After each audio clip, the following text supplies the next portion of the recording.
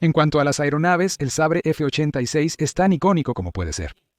El avión que dominó la guerra aérea en Corea se volvió un símbolo duradero de la era de los jets y la Guerra Fría, por lo que no se podría culpar a un joven mecánico de la Fuerza Aérea por emocionarse un poco. Llevado por la emoción. Primero volado en octubre de 1947, el North American F-86 Sabre fue el primer caza a reacción de ala barrida de América. North American Aviation, constructora del icónico P-51 Mustang durante la Segunda Guerra Mundial, presentó en 1945 una propuesta para un caza a reacción de alta altitud, monoplaza y de alcance medio, en respuesta a un requisito de la Fuerza Aérea del Ejército de 1944. North American había producido el United States, el FJ-1 Fury, el primer caza a reacción de la Marina de los Estados Unidos, y el XP-86 eran un diseño mejorado y más ligero. Pero North American no fue la única empresa en busca del contrato. Lockheed estaba desarrollando el F-80 Shooting Star, y Republic Aviation estaba desarrollando el F-84 Thunderjet. Para obtener el contrato, North American requirió una ventaja que consiguieron de los alemanes.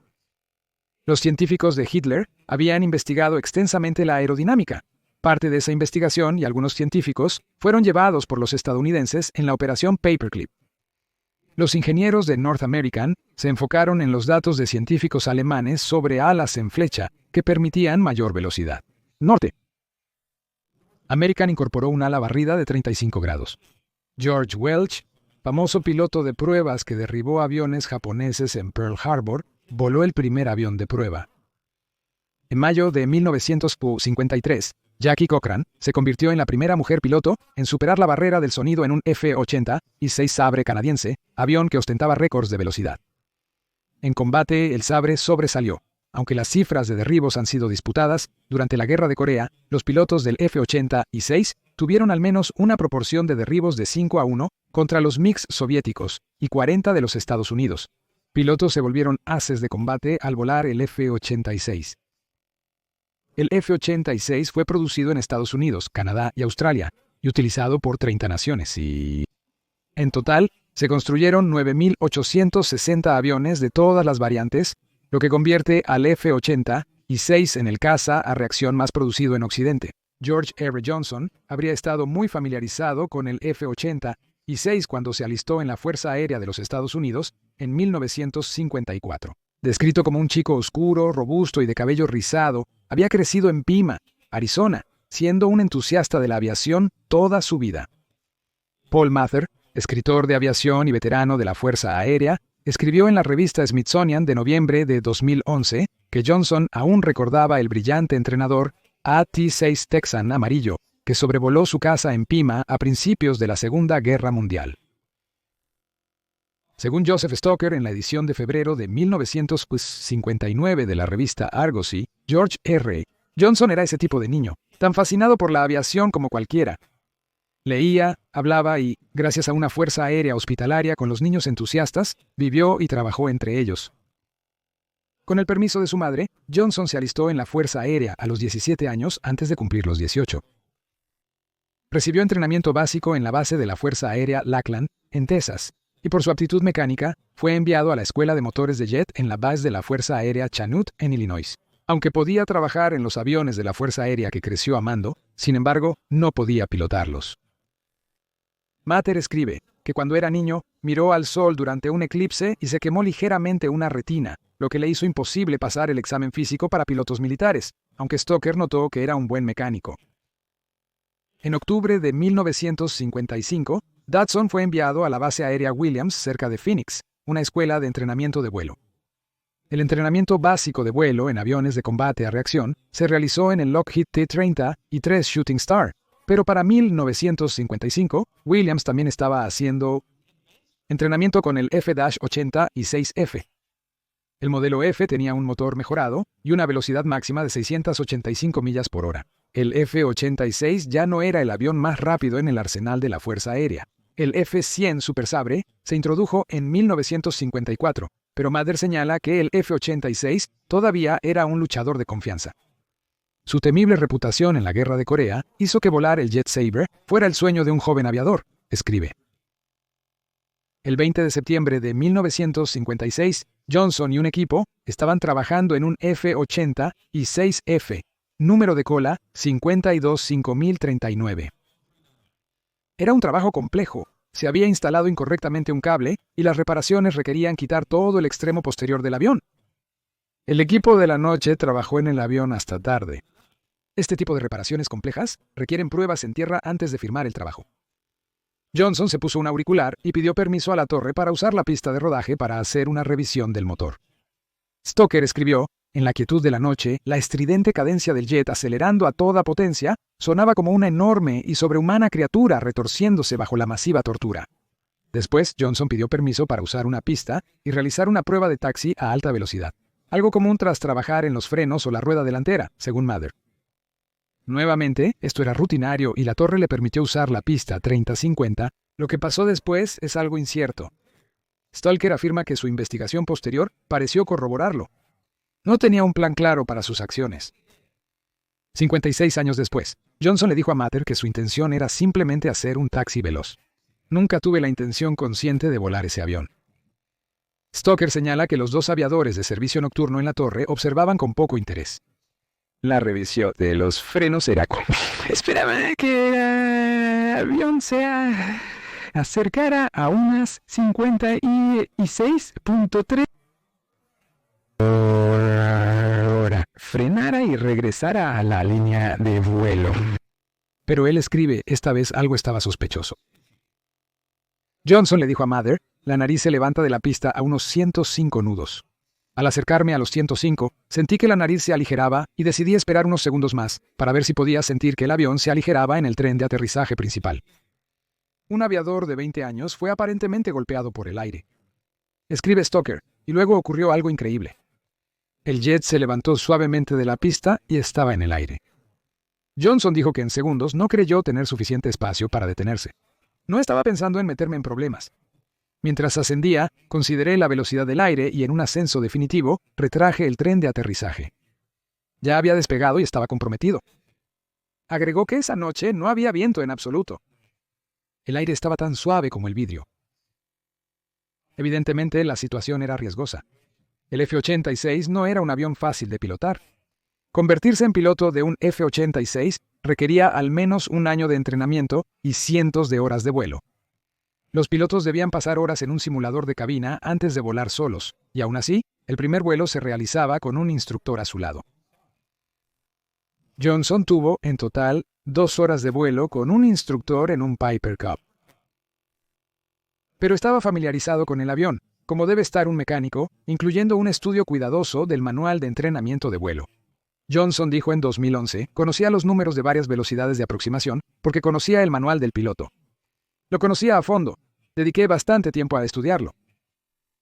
Estaba tan listo como era posible sin volar de verdad. Sin embargo, aterrizar sería difícil. Según Stoker, Johnson contactó a la torre y con una voz extrañamente calmada dijo: «Este es el aviador de primera clase, George Johnson. Acabo de despegar de nuestro campo. Pensé en volar esto, pero cambié de opinión. Quiero bajar». Stoker indica que no solo la vida de Johnson estaba en riesgo, sino posiblemente muchas otras, ya que Phoenix y todas las personas en la base estaban cerca. Y así, solo casualmente, notó que era un avión de $250,000.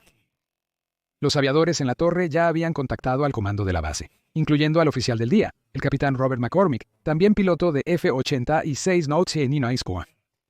McCormick ayudó a Johnson a entrar en un patrón de espera alrededor de la base a una velocidad y altitud óptimas para el consumo de combustible.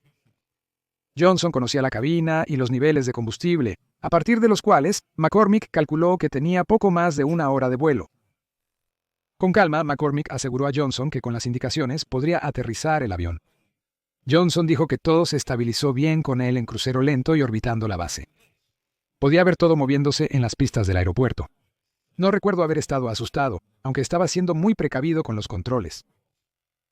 Johnson le solicitó al segundo teniente George Madison, un piloto de F-86 y su supervisor, que volara con él en formación para asistirlo durante el aterrizaje. Madison y el capitán piloto Lyndon Kelly se apresuraron a ponerse sus trajes de vuelo y fueron a la línea de vuelo.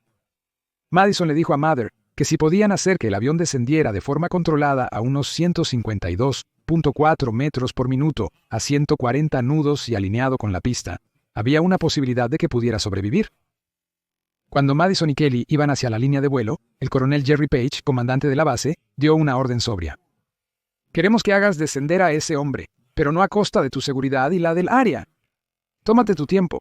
Si no puedes, es que está muy mal. No arriesgues tus propias vidas». Kelly tenía más experiencia y se encargó de la instrucción, y rápidamente determinó la mejor manera de hacer bajar a Johnson.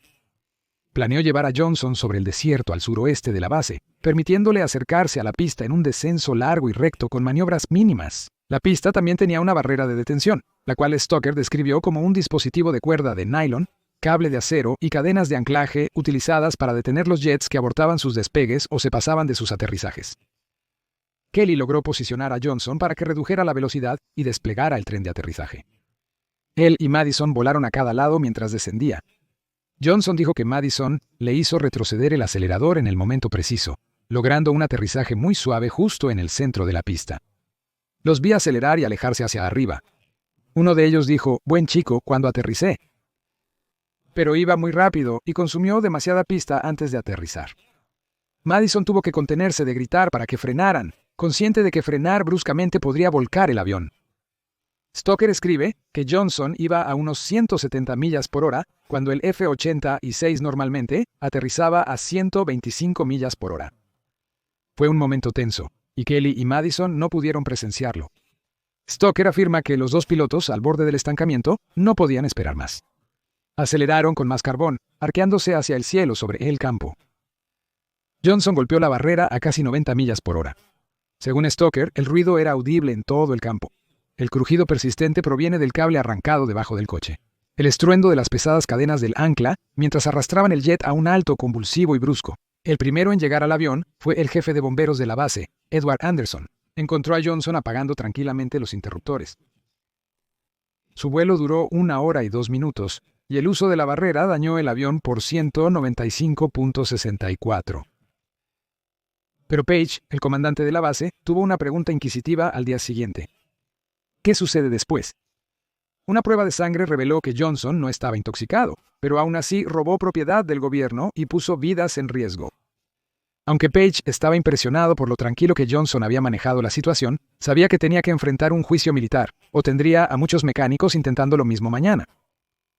En el juicio militar de marzo de 1957, Johnson se declaró culpable de apropiación indebida. Fue absuelto de la acusación de volar sin las órdenes o autorización pertinentes, ya que eso solo aplicaba a pilotos de la Fuerza Aérea. Fue condenado a 6 meses de confinamiento en Williams y multado con $65 mensuales por 6 meses. Fue degradado pero no expulsado. Mader escribe que Johnson mira hacia atrás a su encarcelamiento como algo no tan deprimente. Se le permitía salir a diario para realizar tareas como cortar el césped.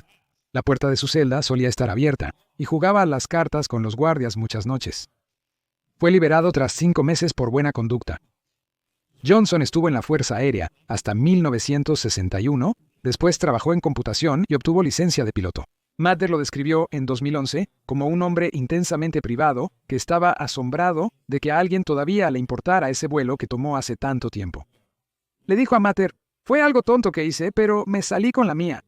Un ángel de la guarda me protegió esa noche». El evento es poco conocido, incluso entre los antiguos pilotos de F-86, pero sí habla de la estabilidad de la icónica aeronave, dijo Mather. Cuando Anderson, el jefe de bomberos, llegó a él, Johnson le dijo, «Esta cosa realmente se vuela sola». Y también enseña una lección general que los errores juveniles pueden superarse. Cuando se le preguntó en ese momento por qué lo hizo, Johnson simplemente dijo, «La pista se ve tan bien, simplemente la dejé ir». Espero que hayas disfrutado este episodio de El Chico de la Historia. Si lo hiciste, dale me gusta, suscríbete y comparte El Chico de la Historia. La historia merece ser recordada. Si crees que la historia merece ser recordada, apoya al Chico de la Historia como miembro en YouTube, seguidor en Locals o patrocinador en Patreon. Echa un vistazo a nuestra tienda de mercancía o reserva un mensaje especial en Cameo.